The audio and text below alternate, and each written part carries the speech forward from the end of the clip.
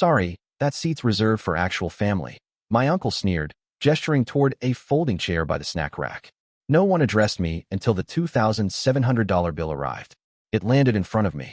I just grinned, grabbed my jacket, and told the waiter, "Ask the actual family." I, 32M, never thought a single dinner would expose 20 years of family lies, but here we are. Last weekend, I found myself staring at a $2,700 restaurant bill that wasn't mine to pay, finally understanding exactly where I stood in my family's hierarchy. My uncle had been planning this elaborate celebration for months. His eldest son had just graduated from medical school, and apparently, this called for the most expensive steakhouse in the city. The whole extended family was invited: grandparents, aunts, uncles, cousins, even some family friends I barely recognized. I arrived 15 minutes early, dressed in my best suit, carrying a congratulatory gift I'd spent weeks selecting. The private dining room was already buzzing with conversation when I walked in. Round tables were arranged throughout the space, each with crisp white tablecloths and gleaming silverware. The main table, clearly the centerpiece, sat directly in the middle with the best view of the room. That's when my uncle spotted me. He looked me up and down with that familiar expression of mild irritation, the same one he'd worn at every family gathering for the past decade. He gestured toward a small folding chair positioned awkwardly near the snack station in the corner, explaining with barely concealed disdain that the seat was reserved for actual family members. The way he emphasized actual made my stomach clench, but I kept my expression neutral. I glanced around the room. Every cousin, every aunt, every uncle had proper seating at the main tables. Even family friends were seated at the secondary tables with real chairs and proper place settings. But there I was, the son of his deceased brother, relegated to a folding chair next to the cheese platter. 20 years of this treatment suddenly crystallized in that moment. 20 years of being the afterthought, the obligation, the reminder of tragedy that everyone preferred to forget. My father had died when I was 12, and my mother had passed just 5 years later. My uncle had become my guardian by default, not by choice, and he'd never let me forget it. I took my assigned seat without complaint. From my corner perch, I watched the family celebration unfold like a theatrical performance. The graduate was showered with praise and expensive gifts. Toasts were made. Stories were shared. Laughter filled the room. I might as well have been invisible. The waitstaff moved efficiently around the room, taking orders from each table. When they reached my corner, I ordered modestly, a simple pasta dish and water. I watched as the main tables ordered premium steaks, lobster, bottles of wine that cost more than my monthly grocery budget. As the evening progressed, I found myself studying the family dynamics I'd been part of but never truly noticed.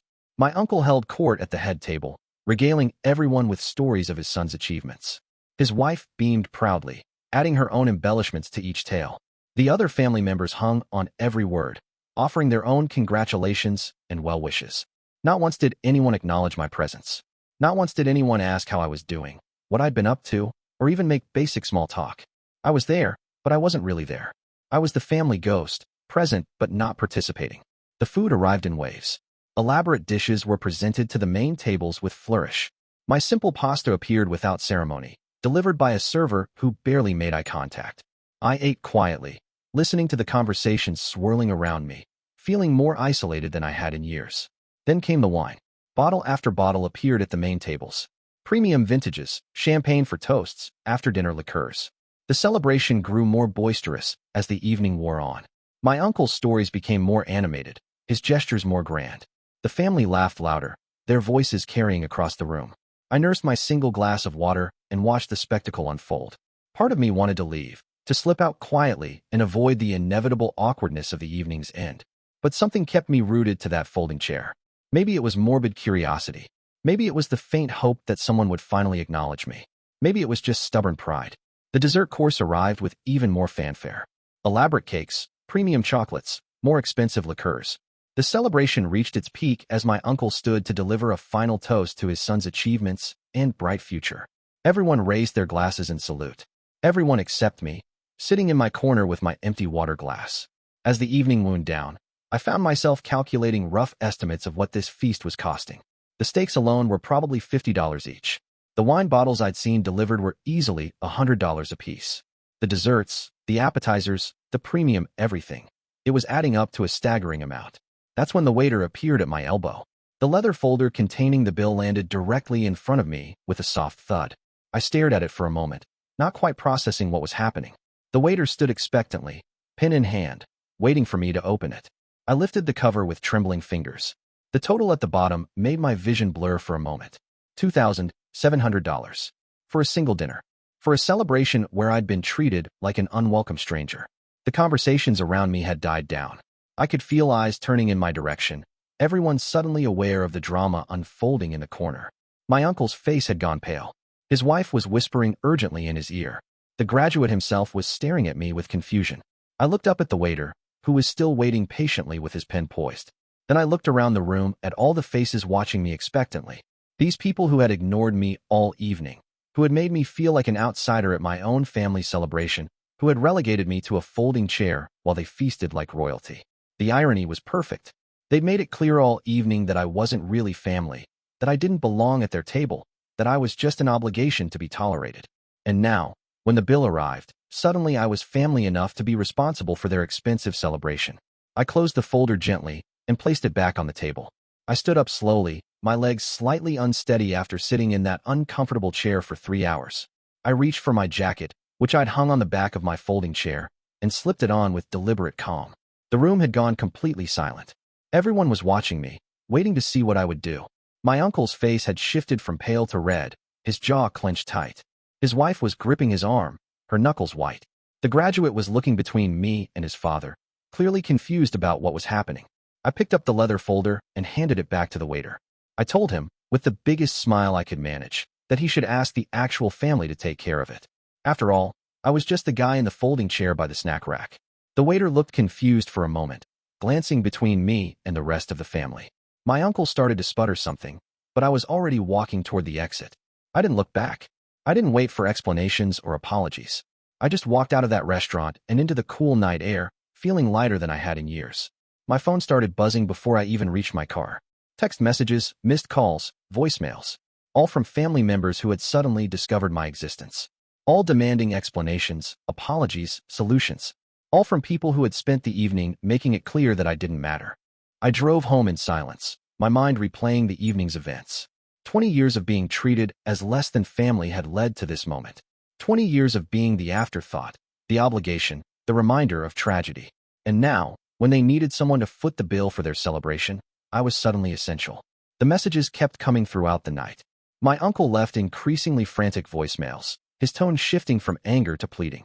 His wife sent long text messages about family obligations and doing the right thing. Even some of my cousins, who had barely acknowledged me all evening, suddenly wanted to chat about family loyalty and shared responsibility. But the most interesting message came from my grandmother, the family matriarch who had been seated at the head table all evening. She called me directly, her voice shaky but determined. She told me she'd been watching the family dynamics all evening, seeing how I'd been treated, where I'd been seated, how I'd been ignored. She said she was ashamed of how her family had behaved. Then she told me something that changed everything. She explained that my uncle had been the one to volunteer to cover the dinner. He'd made a big show of it when planning the celebration, telling everyone that he wanted to treat the family to something special. He'd insisted on the expensive restaurant, the premium menu, the elaborate celebration. And apparently, he'd been planning all along to stick me with the bill. She'd overheard him talking to his wife earlier in the evening, explaining his strategy. He figured I wouldn't dare make a scene in front of the whole family. He assumed I'd quietly pay the bill and deal with the financial consequences later. He was counting on my desire to avoid family drama to make me compliant. The revelation hit me like a physical blow. This wasn't just casual family dysfunction or thoughtless behavior. This was a deliberate plan to financially exploit me while simultaneously humiliating me. My uncle had orchestrated the entire evening, from my seating arrangement to the bill presentation, as a way to assert his dominance and my subservience. Update 1. The next morning brought a parade of family members to my doorstep. My uncle arrived first, his face red with anger and embarrassment.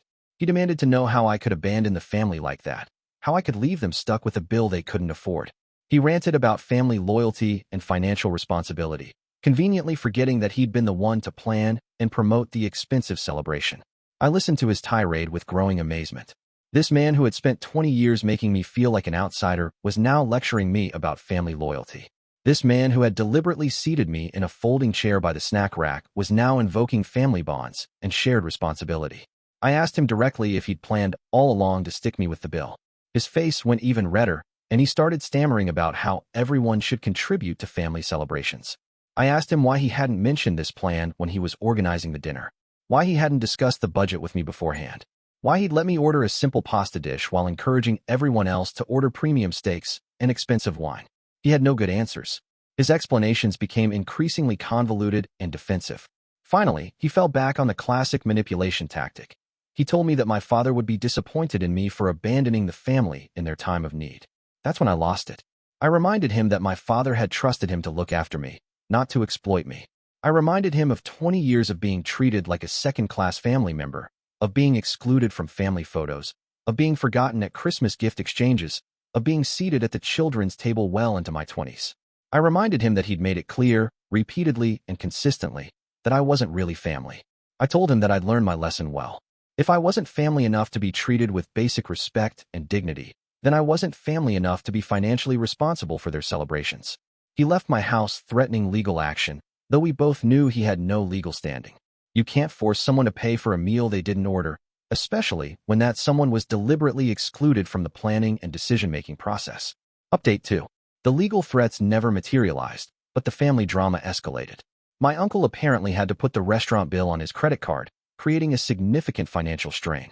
His wife called me repeatedly, alternating between guilt trips and outright insults. She told me I was selfish, ungrateful, and vindictive. She reminded me of everything they'd done for me after my parents died, conveniently forgetting that most of their help had been the bare minimum required by law. Other family members began choosing sides. A few cousins reached out privately to express their support, admitting they'd been uncomfortable with how I'd been treated over the years. They shared their own stories of my uncle's controlling behavior and financial manipulation. Apparently, I wasn't the only family member who'd been on the receiving end of his schemes. But the majority of the family rallied around my uncle. They painted me as the villain who'd abandoned the family in their hour of need. They conveniently ignored the years of exclusion and dismissal that had led to this moment. They focused solely on the financial crisis I'd created by refusing to pay for their celebration. The family WhatsApp group, which I'd barely participated in over the years, suddenly became a hotbed of activity. Family members shared their outrage about my behavior, their disappointment in my character, their concern about the precedent I was setting. They discussed me as if I weren't part of the group, which, given the circumstances, felt entirely appropriate. I found myself strangely calm in the face of all this drama. For the first time in 20 years, I felt like I had clarity about my place in this family. I wasn't the ungrateful nephew who'd abandoned his responsibilities. I was the scapegoat who'd finally refused to play his assigned role. The most revealing moment came when my cousin, the medical school graduate, finally reached out to me directly. He apologized for not speaking up during the dinner, for not insisting I be seated at the main table, for not acknowledging my presence during the celebration. He admitted that he'd been uncomfortable with the seating arrangement, but hadn't wanted to create drama on his special night. Then he asked me to pay the bill anyway. He explained that his parents were facing serious financial difficulties because of the restaurant charge. He said they'd taken out a loan to pay for his medical school and were already stretched thin. He promised that if I covered the dinner, he'd make sure I was included in future family events. He'd make sure I was treated with respect and dignity. I found his offer both insulting and enlightening. The idea that I needed to pay for basic family respect was exactly the problem I'd been trying to escape. The fact that he thought this was a reasonable solution showed how deeply the family dysfunction ran. I told him I appreciated his apology, but I wouldn't be paying for a celebration I hadn't been included in planning. I suggested that if his parents were facing financial difficulties, they shouldn't have planned such an expensive celebration in the first place. I reminded him that I'd been excluded from every meaningful aspect of the evening except the bill. Update 3. 3 months have passed since the dinner incident, and the family dynamics have permanently shifted. My uncle and his immediate family have essentially cut me off completely. They don't invite me to family gatherings anymore, which honestly feels like a blessing rather than a punishment. The holidays are approaching, and for the first time in years, I'm not dreading the awkward family interactions. My grandmother, however, surprised everyone by taking a stand. She was apparently so disgusted by her son's behavior that she rewrote her will, explicitly excluding him from her inheritance. She told me about this during one of our regular coffee meetings, a new tradition we started after the dinner incident. She explained that she'd been enabling his controlling behavior for years and was finally ready to take action. She also revealed more family secrets that explained a lot about the dynamics I'd grown up with. Apparently, my uncle had been jealous of my father since childhood. My father had been the more successful brother, the one who'd married for love, the one who'd been planning to start his own business before his death. My uncle had always felt like he lived in my father's shadow, and after the accident, he'd transferred that resentment to me. The financial manipulation had been going on for years, not just with me, but with other family members. My uncle had a pattern of organizing expensive gatherings and then pressuring others to pay for them. He'd used similar tactics with my cousins, my aunts, even my grandmother. The dinner incident had just been the most blatant example of his behavior. Some family members have quietly reached out to rebuild relationships with me. A few cousins have apologized for their silence over the years.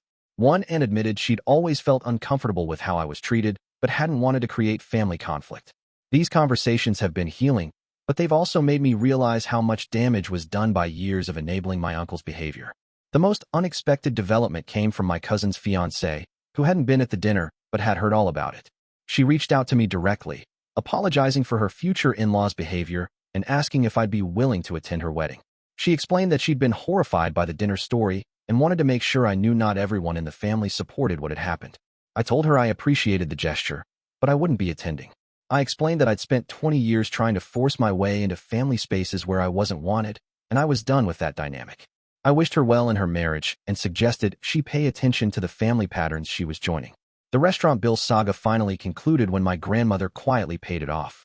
She didn't tell my uncle about her intervention, letting him struggle with the credit card debt for a few months first. She said she wanted him to experience the consequences of his actions before she bailed him out. When she finally revealed what she'd done, she made it clear that this was the last time she'd clean up his messes. Looking back on that evening, I realized it was one of the most important nights of my life. Not because of the drama or the confrontation, but because it finally gave me clarity about relationships that had been toxic for decades. I'd been trying so hard to earn love and acceptance from people who had no intention of giving it to me. I'd been measuring my worth by the approval of people who saw me as nothing more than a convenient scapegoat. The folding chair by the snack rack had been the perfect metaphor for my place in that family. I was present but not participating, included but not belonging, tolerated but not valued.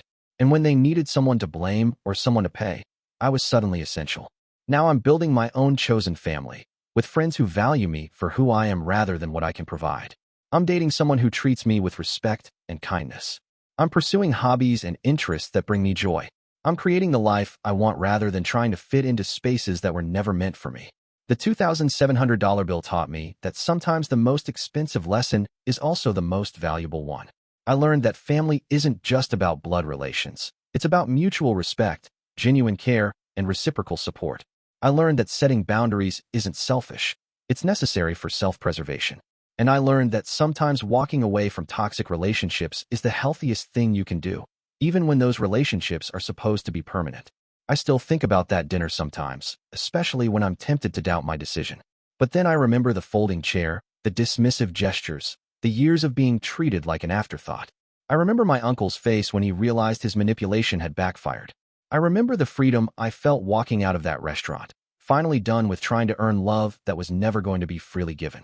That night, I stopped being the family scapegoat and started being my own person. It was worth every penny I didn't spend.